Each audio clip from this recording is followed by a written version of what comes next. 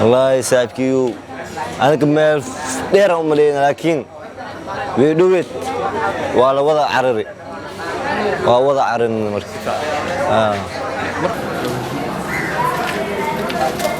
لا إذا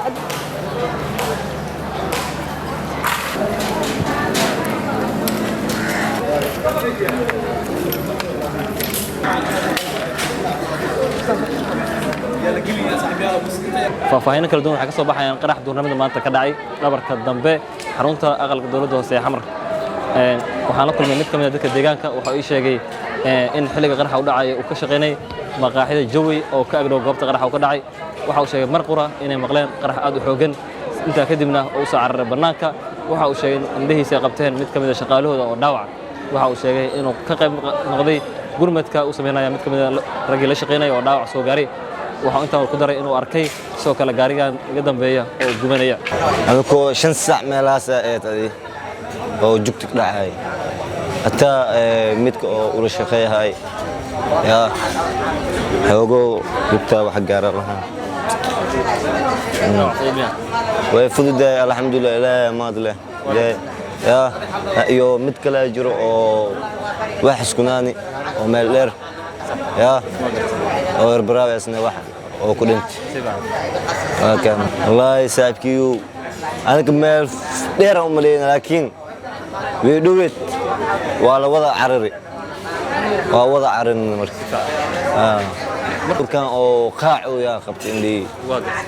marka ninka oo aan shaqeeya soo laba wado arka anne si dowroori dhaxdan ka qabtay يا مركي ليه ما أدري سايبكيو والله إنا أو مد أسكسو حري يا مد أسكسو حري أو سخرحية أنت أنت نور الله وضعنا عريس سوماليا الله أنت يا ليه أنا قرب قب ساعة بوليسكو waxay sheegeen in 3 ruux ay ku geeriyoodeen oo kamid ah qofka isqarxiiso kalena 2 qof ay dhaawac ay ka soo gaareen waxaan ruuray warbaahinta goob joog Muqdisho dadweynaha waxaan cod dheer ku leeyahay khatar baa gurigaaga dhex taalla adiga khatar kugu ah caruurtaada khatar ku ah hantidaada khatar ku ah waxayna leedahay shuruuc bay leedahay curfi bay leedahay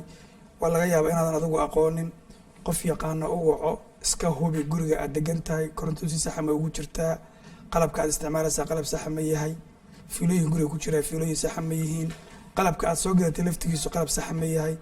aad waxaan dadweynaha ugula talinayaa oo ku celcelinayaa in ay bahashaasi waa khatar istaan horena u iri mana oran kartaan mana arki kartaan mana maqli kartaan sida kaliya lagu ogaan karaa waa in la taabto haddii la taabtana waa lagu dhimanayaa ama waa dhaawac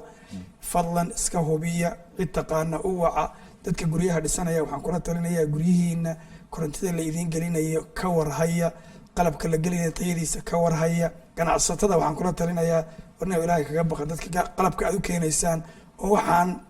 laga qoostay ee aan dalalka ka soo saaray dalkooda ma ogola in laga isticmaalo ma ogola wax ninkii soo saaray uu diiday dalkiisa uu isticmaalo dalkeena keenina ka daaya